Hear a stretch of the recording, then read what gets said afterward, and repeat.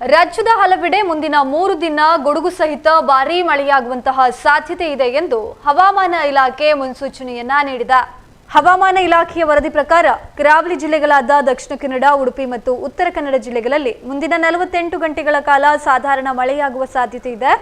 ದಕ್ಷಿಣ ಒಳನಾಡಿನ ಶಿವಮೊಗ್ಗ, ಚಿಕ್ಕಮಗಳೂರು, ಕೊಡಗು, ಹಾಸನ, ಮೈಸೂರು ಮತ್ತು ಮಂಡ್ಯ ಜಿಲ್ಲೆಗಳಲ್ಲಿ ಮೇ 8 ಮತ್ತು 9 ರಂದು ಗುಡುಗು ಸಹಿತ ಮಳೆಯಾಗಲಿದೆ. ಹಾಗೂ ಉತ್ತರ ಒಳನಾಡಿನ ಧಾರವಾಡ, ಗದಗ ಮತ್ತು ಹಾವೇರಿ ಜಿಲ್ಲೆಗಳ ಕೆಲವು ಭಾಗಗಳಲ್ಲಿ ಮೇ 8 ರಂದು ಭಾರೀ ಮಳೆಯ ಮುನ್ನೆಚ್ಚರಿಕೆಯನ್ನ ನೀಡಲಾಗಿದೆ.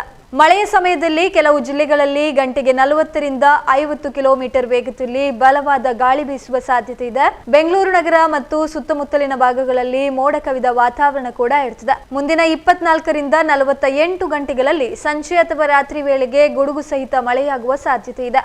ನಗರದ ಗರಿಷ್ಠ ತಾಪಮಾನ 33 ಡಿಗ್ರಿ ಮತ್ತು ಕನಿಷ್ಠ ತಾಪಮಾನ 23 ಡಿಗ್ರಿ ಸೆಲ್ಸಿಯಸ್ ಆಸುಪಾಸಿನಲ್ಲಿರುತ್ತದೆ ಎಂದು IMDಯ ಬೆಂಗಳೂರು ಕೇಂದ್ರದ ಮುಖ್ಯಸ್ಥರು ಮಾಹಿತಿಯನ್ನ ನೀಡಿದ್ದಾರೆ.